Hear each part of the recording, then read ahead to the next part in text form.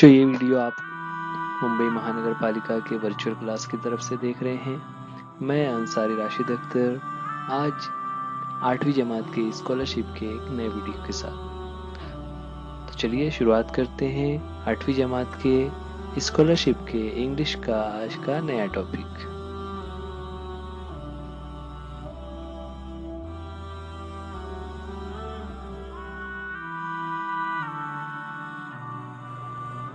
Eighth standard scholarship में आज हम यूनिट 1 वोकैबुलरी का फर्स्ट पार्ट देखने जा रहे हैं, जिसमें हमारा सब टॉपिक है सिमिलर मीनिंग।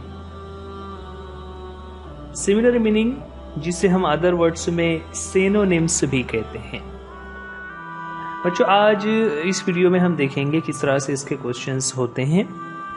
बहुत सारे ऐसे वर्ड्स हैं जो एक दूसरे के सिनोनिम्स हैं और पहली जमात से लेकर 8वीं जमात में आने तक आपने बहुत सारे वर्ड्स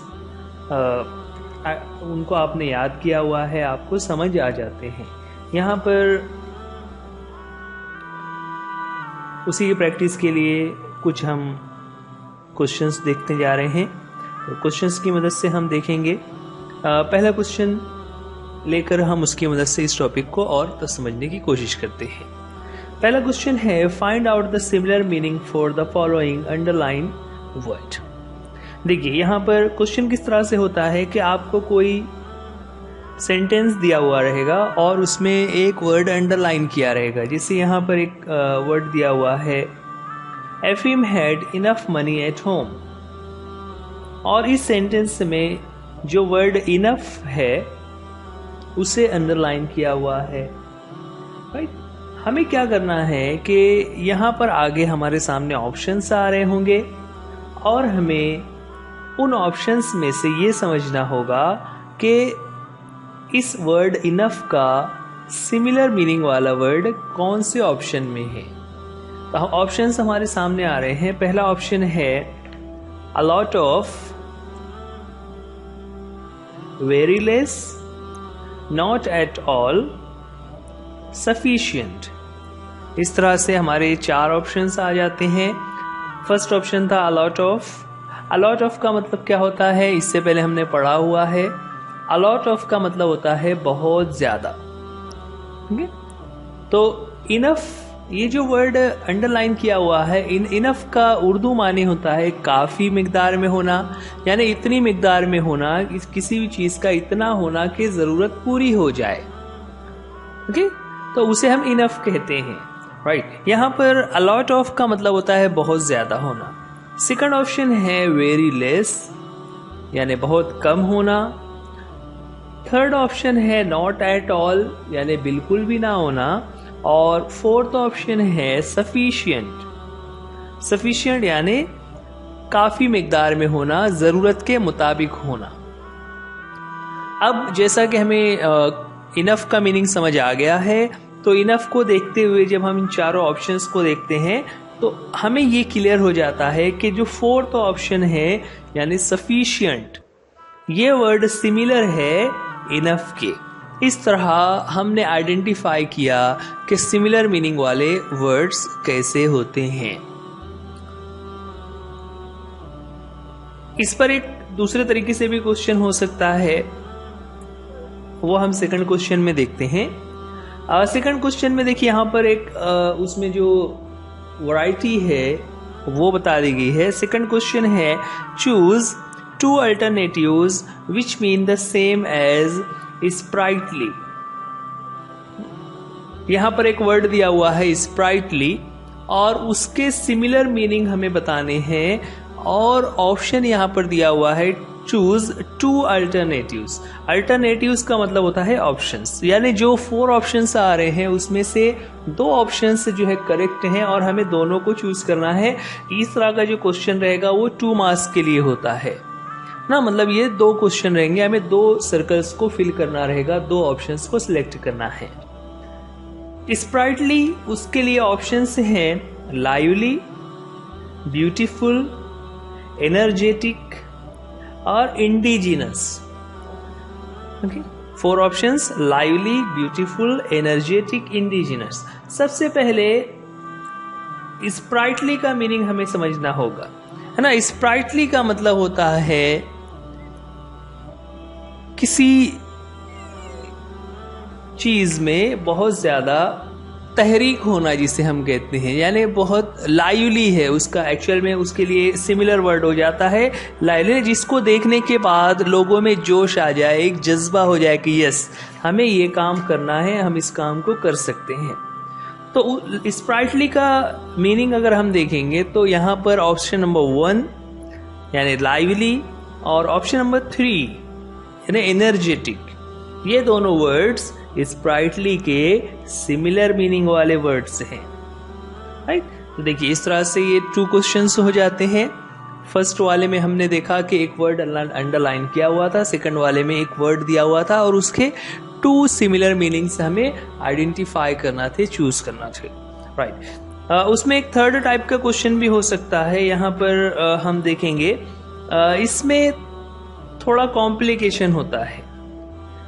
क्वेश्चन हमारे सामने है जहां पर 2 कॉलम्स बने हुए हैं, column A and column B, और दोनों में कुछ वर्ड्स हैं। कॉलम ए में कुछ वर्ड्स लिखे हुए हैं और कॉलम बी में उसका मीनिंग लिखा हुआ है। ओके, पहले हम लोग उसके वर्ड्स को पढ़ लेते हैं। पहला ए का वर्ड है कैवर्न्स, रैक, मॉर्नफुल, सॉलिट्यूड।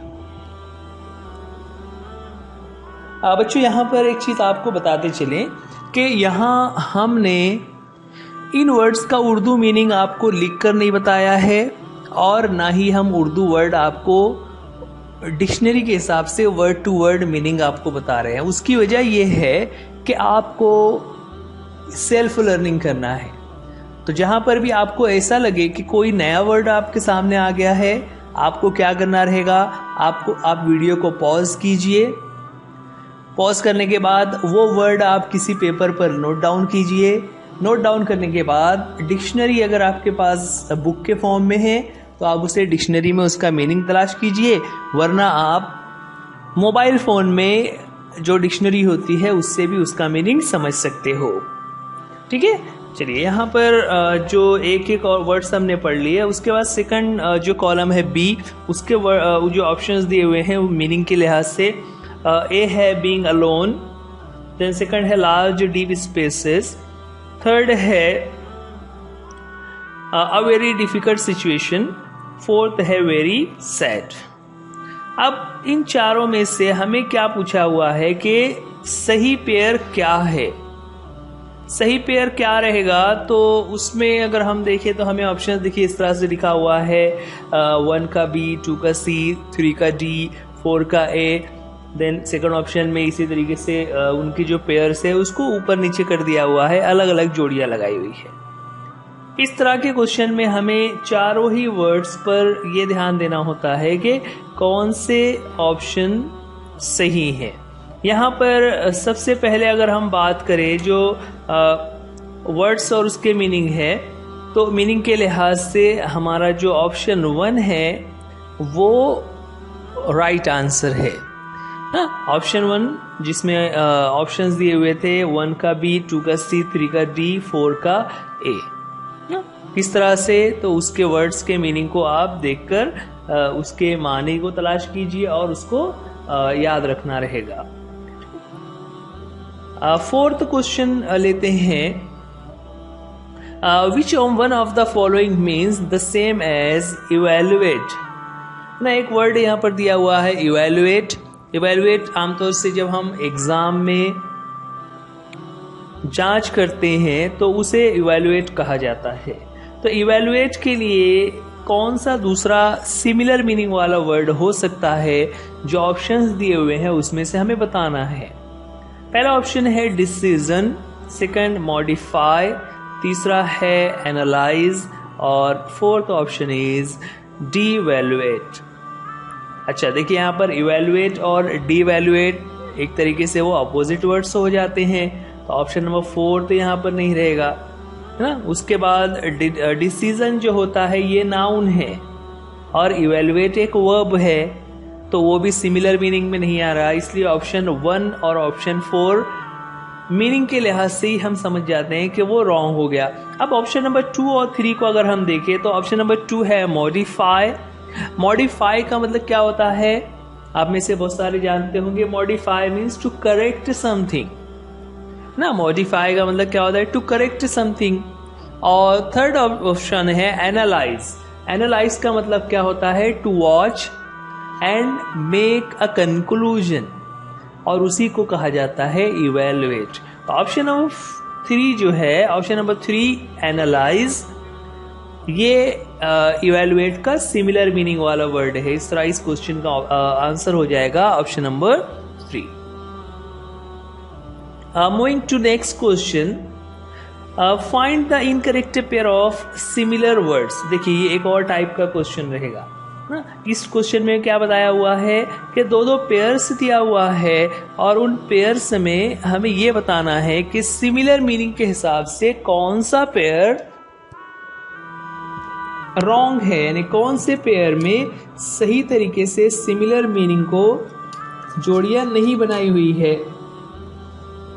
अब पेयर्स हमारे सामने आ रहे हैं। पहला पेयर है हेडेक माइग्रेन, हेडेक माइग्रेन।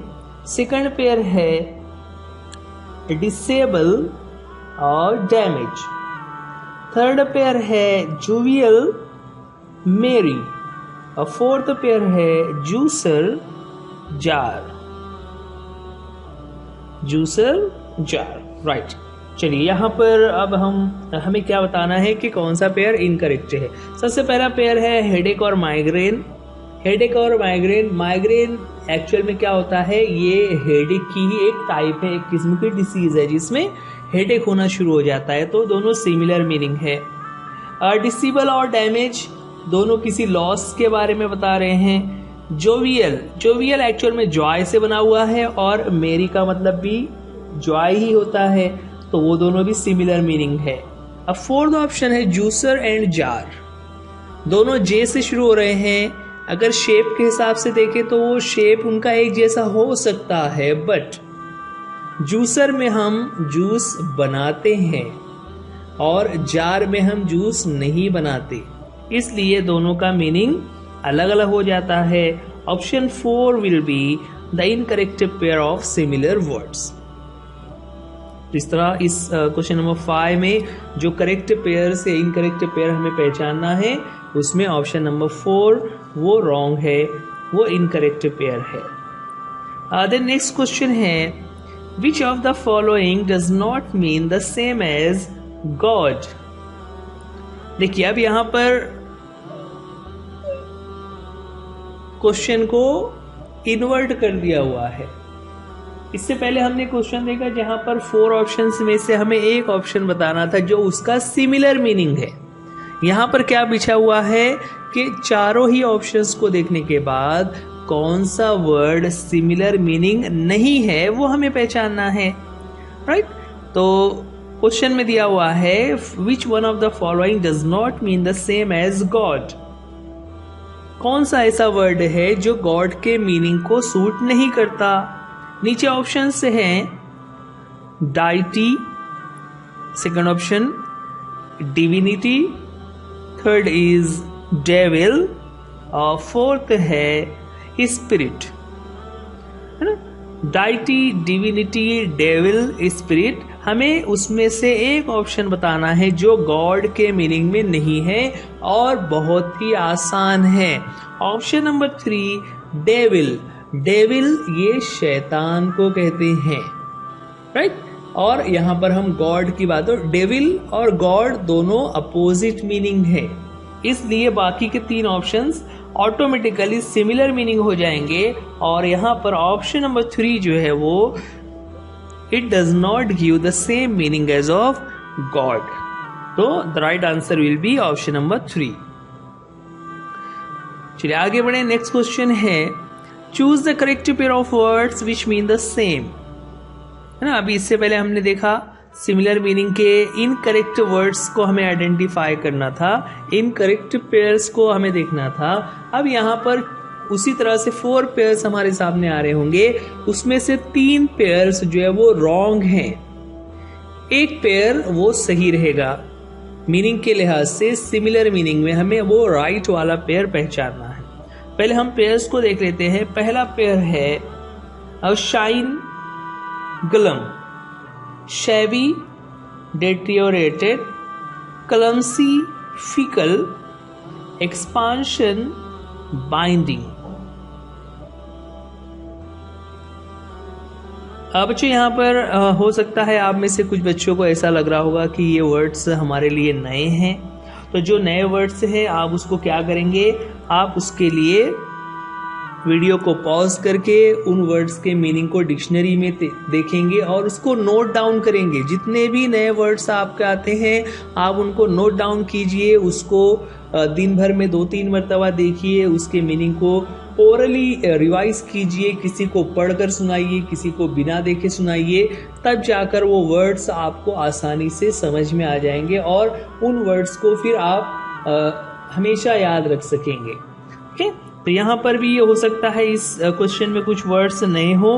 मैं डायरेक्टली आंसर पर आ जाता हूँ। यहाँ पर जो पेयर दिया हुआ है, पेयर नंबर 2, शैबी एंड डेट्रियोरेटेड, उन दोनों का मीनिंग ऑलमोस्ट सेम है, जबकि बाकी के जो वर्ड्स दिए हुए ना वो उसके मीनिंग से सेम नहीं होते। कुछ मीनिंग्स अपोजिट हैं, कुछ मीनिंग्स बिल्कुल अलग हैं। इस तरह option number 2 will be the right answer here. इस तरह हम देख रहे हैं कि अलग अलग क्वेश्चंस पूछे जा रहे हैं, कैसे वैरायटी ऑफ क्वेश्चंस एक ही टॉपिक पर है ना। यहाँ पर हमारा टॉपिक चल रहा है सिमिलर मीनिंग, लेकिन हम देख रहे हैं कि क्वेश्चंस में किस तरह से वैरायटी हो सकती है। आगे और पढ़ते हैं, कुछ और क्वेश्चंस हैं जहां पर एक क्वेश्चन दिया हुआ है कि विच one of the following is not of the same type. देखिए, सेम टाइप का मतलब क्या हुआ कि जो 4 ऑप्शंस दिए हुए रहेंगे उन चारों में से 3 ऑप्शंस ऐसे होंगे जो सिमिलर मीनिंग है, लेकिन एक ऑप्शन ऐसा है जो उन तीनों से अलग है। तो यहां पर सिमिलर मीनिंग, सिनोनिम्स या अपोजिट वर्ड या ऑड मैन आउट, इस तरह के वर्ड्स यूज नहीं किए हुए हैं, बल्कि क्या पूछा हुआ है, which is not of the same type. कौन सा ऐसा है जो उन बाकी लोगों से अलग है, बाकी लोगों के जैसा नहीं है। तो चलिए देखते हैं हम यहाँ पर वर्ड्स हमारे जो ऑप्शंस हैं। फर्स्ट ऑप्शन है folk, clan, customs, tribe. Folk, clan, customs, tribe. Again I repeat the instruction, अगर वर्ड्स नए हैं go and check out their meaning in a dictionary, right. चलिए यहां पर मैं बताते चलूं, फोक, क्लैन एंड ट्राइब, ये तीनों वर्ड्स सोशल स्टेटस को जाहिर करते हैं। फोक, क्लैन एंड ट्राइब किस जगह पर कैसे लोग रहते हैं उसे, उस लाइफ स्टाइल को डिपिक्ट कर रहे हैं, बता रहे हैं। जबकि कस्टम क्या होता है, कस्टम जो जैसा रिचुअल्स होते हैं, मीन्स जैसे रस्म रिवाज जिसे हम कहते हैं ना, तो कस्टम्स जो होते हैं वो रस्म रिवाज होते हैं। तो रस्म रिवाज हर एक जगह अलग अलग होते हैं, लेकिन जो पॉपुलेशन की बात चल रही है तो फोक, क्लैन या ट्राइब एक ग्रुप ऑफ पॉपुलेशन है कि कुछ लोग हैं जो एक जगह पर रहते हैं और उनका लाइफ स्टाइल सेम है, एक दूसरे से मिलता जुलता है। ऐसे में ऑप्शन नंबर 3 यानी कस्टम्स, ये बाकी के 3 वर्ड्स से अलग है, which is not of the same type as the 3 options are. Got my point? Moving to the next question, choose the pair और पेयर्स ऑफ सिमिलर मीनिंग्स। देखिए अब यहां पर ये ट्रिकी क्वेश्चन है, 2 ऑप्शन दिया हुआ है, पेयर और पेयर्स, यानी एक पेयर भी हो सकता है, मोर देन 1 पेयर से भी हो सकते हैं। अब हमें यहाँ पर बहुत ही गौर से देखना रहेगा कि अगर इसमें एक पेयर सही है तो हम एक सर्कल को फिलअप करते हैं, एक ऑप्शन को चूज करते हैं, लेकिन अगर 2 ऑप्शन सही है तो हमें फिर 2 सर्कल्स को फिलअप करना रहेगा, दोनों ही ऑप्शंस को चूज करना रहेगा। क्योंकि हमें क्वेश्चन पेपर में दोनों तरह के सवाल आते हैं। तो जब इस तरह से पेयर और पेयर्स पूछा है तो आपको दोनों ऑप्शंस पर ध्यान देना है। चलिए देखते हैं। पहले ऑप्शंस हैं सेंसिटिव, इनसेंसिटिव। सेकंड ऑप्शन है स्टेबल, फर्म। तीसरा है काइंड, कंसिडरेट। फोर्थ ऑप्शन है finish, begin. Now first we have to analyse which of the following options are similar meaning। पहला ऑप्शन है सेंसिटिव और इनसेंसिटिव। हमने इससे पहले पढ़ा हुआ है और आगे हमारा एक उस पर से लेसन भी आने वाला है कि अपोजिट वर्ड्स किस तरह से बनाए जाते हैं। अपोजिट वर्ड्स बनाने के लिए कुछ वर्ड्स से पहले IN लगा दिया जाता है, जैसे कंप्लीट, इनकम्प्लीट। यहां पर सेंसिटिव, इनसेंसिटिव। तो सेंसिटिव और इनसेंसिटिव एक्चुअल में क्या है, अपोजिट वर्ड से है, इसलिए ऑप्शन 1 यहां पर रॉन्ग रहेगा। ऑप्शन नंबर 2 अगर हम देखते हैं तो वहां पर स्टेबल एंड फर्म, ये दोनों सिमिलर मीनिंग है। Stable and firm, these are similar meaning words. उसके मीनिंग अगर आपको नहीं पता तो आप उसे डिक्शनरी में जरूर देखिए। देन थर्ड ऑप्शन है काइंड एंड कंसिडरेट। काइंड का मीनिंग आप में से बहुत सारे बच्चे जानते होंगे। कंसिडरेट काइंड का सिमिलर मीनिंग वाला वर्ड है। यस बच्चों, देखिए यहां पर ऑप्शन नंबर 2 में स्टेबल एंड फर्म, ये दोनों भी सिमिलर मीनिंग थे, और यहां पर थर्ड ऑप्शन में काइंड एंड कंसिडरेट, ये भी दोनों ही सिमिलर मीनिंग है। अब ऑप्शन नंबर 4 को अगर हम सिर्फ चेक करते हैं तो वहां पर 2 वर्ड लिए हुए हैं, finish and begin. Finish and begin ये दोनों अपोजिट वर्ड्स हैं, आप जानते हो, है ना। फिनिश यानी टू एंड, और बिगिन जो होता है वो स्टार्टिंग के लिए वर्ड यूज करते हैं। इस तरह ये जो ऑप्शन नंबर 2 एंड 3 ये दोनों ही करेक्ट आंसर हो जाते हैं। उम्मीद करते हैं ये पैटर्न आपको समझ आ रहा होगा। उसमें एक और क्वेश्चन हम देख लेते हैं। Choose the similar meaning for the underlined phrase. देखिए अब यहाँ पर वर्ड्स की जब बात चल रही है तो बहुत सारे वर्ड्स एक साथ यूज होते हैं, और जब 2 वर्ड्स एक साथ यूज हो रहे हों और उसको अलग अलग करके उसका मीनिंग नहीं पढ़ सकते, बल्कि दोनों के मीनिंग को साथ में ही पढ़ना होता है, ऐसे वर्ड्स को फ्रेज कहा जाता है। यहाँ पर जो सेंटेंस दिया हुआ है, सेंटेंस है the students got through the examination. Students got through the examination, इसमें गॉट थ्रू अंडरलाइन किया हुआ है। अब गॉट थ्रू का मीनिंग हमें पहचानना है। तो बच्चों एक चीज हमेशा ध्यान रखेंगे, जब फ्रेज हमारे सामने आता है तो फ्रेज को फ्रेज के मीनिंग में समझना है, दोनों को अलग अलग हम नहीं कर सकते। जी हाँ, यहाँ पर गॉट एंड थ्रू दोनों को अगर अलग अलग से मीनिंग समझना चाहेंगे तो वो मीनिंग रॉन्ग हो जाएगा। गॉट थ्रू एक साथ इस्तेमाल होता है जो बनता है गेट थ्रू से ना, यहाँ पर पास्ट टेंस है तो गॉट हो गया। गेट थ्रू का मतलब होता है किसी चीज से गुजर कर आगे बढ़ जाना। गेट थ्रू का मीनिंग क्या होता है, फ्रेजल वर्ब गेट थ्रू यानी टू पास और to succeed to the next level. देखिए यहाँ पर उसके मीनिंग में ही मैंने ऑप्शंस बता दिए। ऑप्शन 1 है पास और ऑप्शन 2 है सक्सीड। ये दोनों ही जो ऑप्शंस है पास एंड सक्सीड गॉट थ्रू के सिमिलर मीनिंग है। अच्छा, उसमें एक चीज और, डिसमिस और फेल्ड उसका अपोजिट मीनिंग है। डिसमिस और फेल्ड दोनों ही इनका अपोजिट मीनिंग है। तो बच्चे इस तरह से ऑप्शन नंबर 1 यानी पास और ऑप्शन नंबर 2 सक्सीड, ये दोनों ही वर्ड्स, दोनों ही ऑप्शंस इस क्वेश्चन के लिए राइट रहेंगे, जिनको चूज करना रहेगा। इस तरह हमारे 10 क्वेश्चंस यहाँ पर कंप्लीट होते हैं। उसके अलावा कुछ और क्वेश्चंस हैं जो प्रैक्टिस के लिए यहाँ पर आपको दिए हुए हैं। जल्दी से हम उसको रीड कर लेते हैं। इसका ऑप्शन आंसर मैं नहीं बताऊंगा, आंसर आपको खुद से चूज करना है और आंसर लिखने के बाद आप अपने टीचर से कंसल्ट कीजिए। आपके जो स्कूल टीचर्स हैं वो आपको ज़रूर इसमें हेल्प कर देंगे, या आप हमें कमेंट्स में भी बता सकते हो जहां पर हम आपके आंसर को रिस्पॉन्स करेंगे।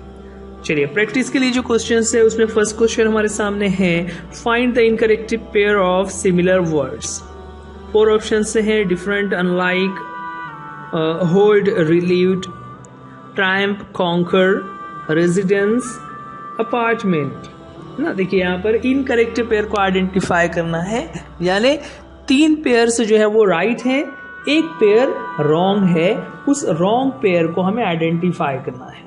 राइट, नेक्स्ट आते हैं प्रैक्टिस क्वेश्चन के लिए। सेकंड क्वेश्चन है, identify the meaning of underline word ना। एक सेंटेंस आ रहा है जिसमें एक वर्ड को अंडरलाइन किया हुआ है। सेंटेंस है, this island was enchanted island. This island was enchanted island and enchanted underline किया हुआ है, उसके लिए वर्ड्स दिए हुए हैं कि उसका मीनिंग क्या होता है। इंचेंटेड का मीनिंग क्या होता है हमें ऑप्शंस में से पहचानना रहेगा। Magical, horrible, technical, divine. 4 options are there, magical, horrible, technical and divine. Next question है, choose 2 alternatives which mean the same as sensational. देखिए यहाँ पर एक वर्ड दिया हुआ है सेंसेशनल और उसके सिमिलर मीनिंग वाले 2 ऑप्शंस हमें बताने हैं। ऑप्शंस हैं डेंजरस, शॉकिंग, हिलेरियस और exciting. Dangerous, shocking, hilarious, exciting. Now moving to the next question, which of the following does not mean the same as the word center? ना यहाँ पर word centre दिया हुआ है।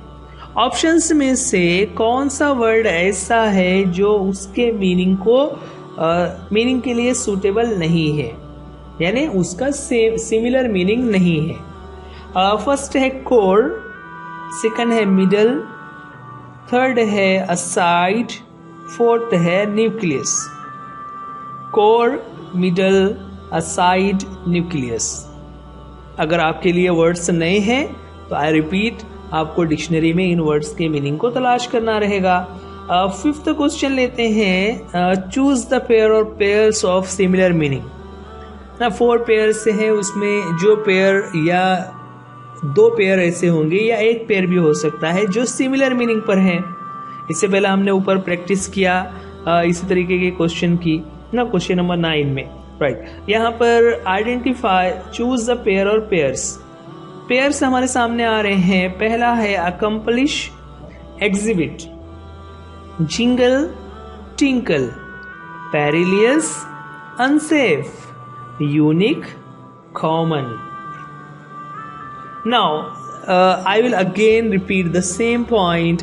अगर आपके लिए कुछ वर्ड्स नए हैं तो आपको क्या करना है, उन वर्ड्स को आपको नोट डाउन करना है। वीडियो को पॉज करके आप वो वर्ड्स अपने नोटबुक में लिखिए और अच्छी सी डिक्शनरी में उन वर्ड्स के मीनिंग को तलाश कीजिए और फिर उसी नोटबुक में उसको अच्छी हैंडराइटिंग में लिख लीजिए, ताकि नेक्स्ट टाइम आप जब उसे रीड कर ले तो आपको वो वर्ड्स याद हो जाने। बच्चों, ये हम क्वेश्चन चैप्टर नंबर 1 वोकैबुलरी के कुछ पॉइंट्स देख रहे थे जो सिमिलर मीनिंग से रिलेटेड थे। इस वीडियो के नीचे डिस्क्रिप्शन बॉक्स में एक गूगल लिंक दिया हुआ है, आप उस गूगल लिंक को ज़रूर रिस्पॉन्ड कीजिए। उसमें कुछ आपके नेम, स्कूल नेम, क्वेश्चंस के बारे में, हमारे इस वीडियो के बारे में कुछ क्वेश्चंस हैं वो आपको फिलअप करने हैं। उसके अलावा कुछ इंपॉर्टेंट क्वेश्चन प्रैक्टिस के लिए अगर वहाँ दिए हुए हैं तो आपको उन्हें भी सॉल्व करना रहेगा। सॉल्व करने के बाद कमेंट्स में आप हमें बता सकते हैं या फिर आप अपने टीचर्स को अपने नोटबुक चेक करा लीजिए। बच्चों, आज के लिए इस वीडियो में इतना ही। उम्मीद करते हैं ये लेसन आपको समझ आ गया होगा। वीडियो देखने के लिए थैंक यू। अल्लाह हाफिज, गुड बाय।